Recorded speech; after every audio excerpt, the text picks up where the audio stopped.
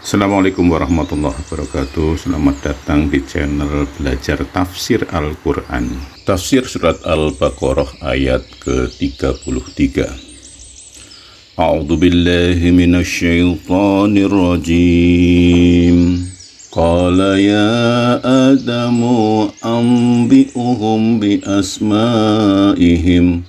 Falamma anba'ahum bi asma'ihim qala alam aqul lakum inni a'lamu ghaibas samawati wal ard wa a'lamu ma tubduna wa ma kuntum taktumun. Artinya, Dia Allah berfirman, wahai Adam, beritahukanlah kepada mereka nama-nama itu. Setelah dia Adam menyebutkan nama-namanya, Dia Allah berfirman, bukankah telah aku katakan kepadamu bahwa aku mengetahui rahasia langit dan bumi, dan aku mengetahui apa yang kamu nyatakan dan apa yang kamu sembunyikan. Setelah para malaikat ternyata tidak tahu dan tidak dapat menyebutkan nama-nama benda yang diperlihatkan Allah kepada mereka, maka Allah memerintahkan kepada Adam alaihissalam untuk memberitahukan nama-nama tersebut kepada mereka. Adam melaksanakan perintah itu, lalu diberitahukannya nama-nama tersebut kepada mereka. Kemudian setelah Adam alaihissalam selesai memberitahukan nama-nama tersebut kepada para malaikat dan diterangkannya pula sifat-sifat dan keistimewaan masing-masing makhluk itu, maka Allah berfirman kepada malaikat bahwa Dia pernah mengatakan kepada mereka bahwa sesungguhnya Dia mengetahui pula apa-apa yang mereka nyatakan dengan ucapan-ucapan mereka dan pikiran-pikiran yang mereka sembunyikan dalam hati mereka. Dia menciptakan sesuatu tidaklah dengan sia-sia, melainkan berdasarkan ilmu dan hikmahnya. Dalam masalah pengangkatan Adam alaihissalam sebagai khalifah di bumi, terkandung suatu makna yang tinggi dari hikmah ilahi yang tidak diketahui oleh para malaikat. Mereka tidak mengetahui rahasia-rahasia alam serta ciri khas yang ada pada masing-masing makhluk, sebab para malaikat sangat berbeda keadaannya dengan manusia. Mereka tidak mempunyai kebutuhan apa-apa seperti sandang, pangan, dan harta benda. Maka seandainya malaikat yang dijadikan penghuni dan penguasa di bumi ini, niscaya tak akan ada sawah dan ladang, tak akan ada pabrik dan tambang-tambang, tak akan ada gedung-gedung yang tinggi menjulang. Juga tidak akan lahir bermacam-macam ilmu pengetahuan dan teknologi seperti yang telah dicapai umat manusia sampai sekarang ini, yang hampir tak terhitung jumlahnya. Dengan kekuatan akalnya, manusia dapat memiliki pengetahuan dan kemampuan yang terus berkembang, serta dapat melakukan hal-hal yang hampir tak terhitung jumlahnya. Dengan kekuatan itu, manusia dapat menemukan hal-hal baru yang belum ada sebelumnya. Dia dapat mengolah tanah yang gersang menjadi tanah yang subur. Dengan bahan-bahan yang tersedia di bumi ini, manusia dapat membuat variasi-variasi baru yang belum pernah ada.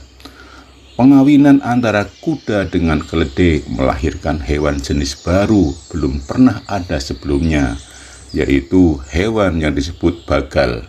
Dengan mengawinkan atau menyilangkan tumbuh-tumbuhan yang berbunga putih dengan yang berbunga merah, maka lahirlah tumbuh-tumbuhan jenis baru yang berbunga merah putih. Pengolahan logam menjadi barang-barang perhiasan yang beraneka ragam dan alat-alat keperluan sehari-hari, dan pengolahan bermacam-macam tumbuhan menjadi bahan pakaian dan makanan untuk kesejahteraan mereka.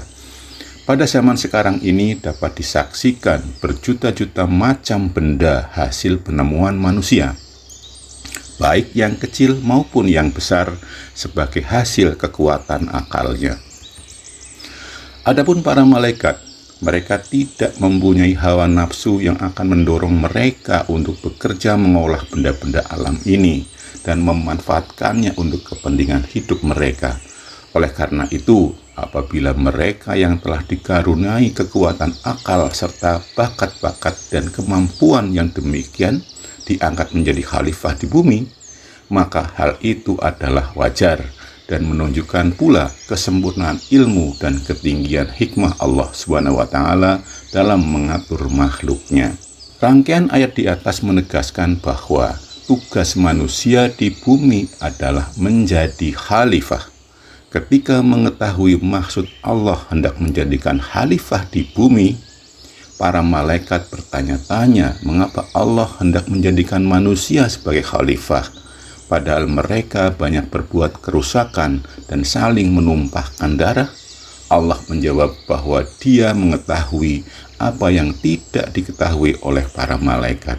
Ternyata yang menjadikan manusia patut mengemban tugas sebagai khalifah di bumi adalah karena karunia yang Allah berikan kepada manusia, berupa kemampuan untuk mengetahui nama-nama benda seluruhnya serta mengingatnya dan menjelaskannya, sementara para malaikat tidak memiliki kemampuan itu.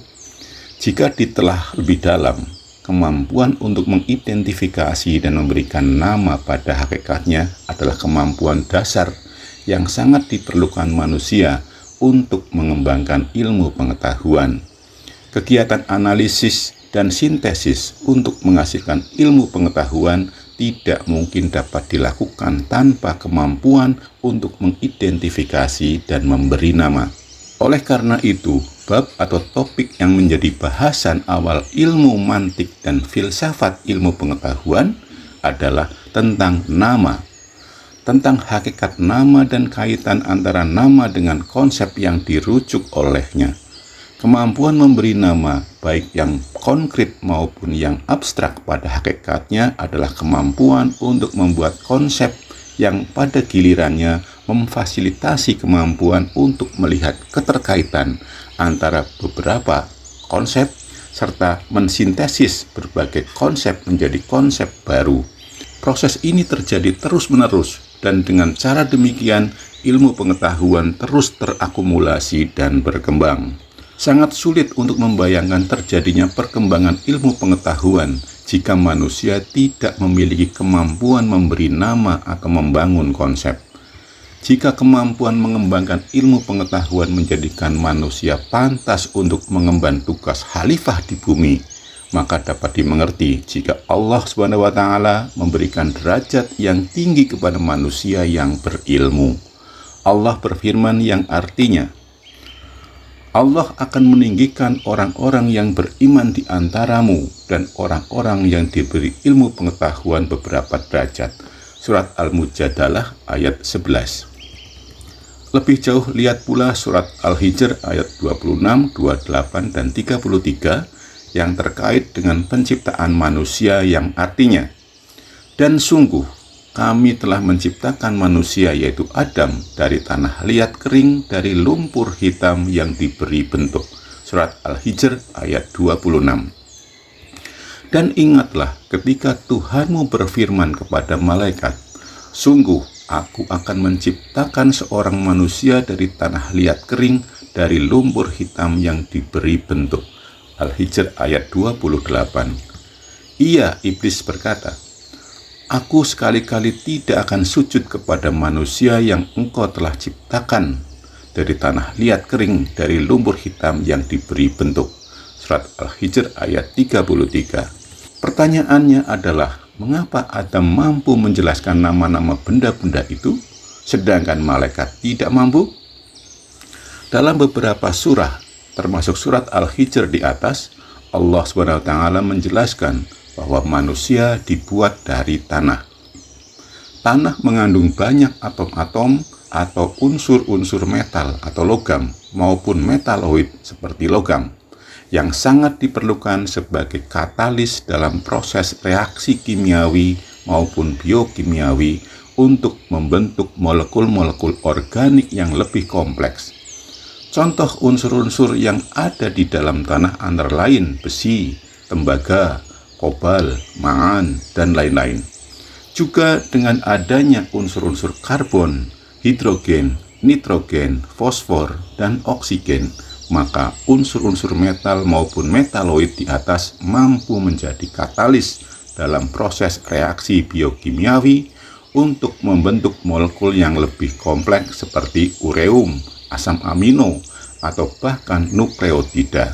Molekul-molekul ini dikenal sebagai molekul organik, pendukung suatu proses kehidupan. Otak manusia yang merupakan organ penting untuk menerima informasi, kemudian menyimpannya, serta mengeluarkannya kembali terbuat dari unsur-unsur kimiawi di atas, yang tersusun menjadi makromolekul dan jaringan otak. Instrumen penyimpan informasi lainnya yang dipunyai oleh manusia adalah senyawa kimia yang dikenal sebagai DNA. Baik jaringan otak manusia maupun molekul-molekul DNA terdiri dari unsur-unsur utama C, H, O, N, dan P. Profesor Carl Sagan dari Princeton University, Amerika Serikat, dalam bukunya The Dragon of Eden memberikan gambaran bahwa manusia memang unggul bila dibandingkan dengan makhluk-makhluk lain ciptaan Allah SWT. Salah satu keunggulannya adalah manusia dilengkapi dengan sistem penyimpan informasi atau memori. Sistem penyimpan informasi pada manusia ada dua macam, yaitu jaringan otak yang menyimpan informasi apapun yang dapat direkam olehnya. Otak manusia mempunyai kemampuan untuk menyimpan informasi sebanyak 1013 byte atau 107 GB. Penyimpanan informasi yang kedua yaitu DNA kromosom, yaitu molekul DNA yang ada di kromosom yang menyimpan informasi genetika manusia. Informasi ini akan dialihkan atau diturunkan kepada keturunannya. DNA kromosomal manusia mampu menyimpan memori sebanyak 2 kali 1010 bit atau sekitar 2 kali 104 GB. Kapasitas menyimpan informasi DNA kromosomal manusia ini sebanding dengan buku setebal 2 juta halaman atau sebanding dengan 4.000 jilid buku yang masing-masing 500 halaman. Kedua penyimpan memori yang canggih ini terbuat dari unsur-unsur yang ada di tanah. Subhanallah. Inilah jawabannya mengapa Adam mampu menangkap dan mengerti semua yang diajarkan Allah Subhanahu wa Ta'ala, berupa nama-nama, benda-benda, serta mengungkapkannya kembali dengan benar, karena manusia Adam dilengkapi dengan instrumen penyimpan dan pengekspresi kembali memori, jaringan otak dan DNA yang terdiri dari unsur-unsur tanah itu. Sedangkan malaikat tidak demikian halnya. Iblis menyombongkan diri karena kebodohannya dalam memahami ciptaan Allah SWT dengan melecehkan unsur tanah. Demikian tafsir surat Al-Baqarah ayat ke-33. Assalamualaikum warahmatullahi wabarakatuh.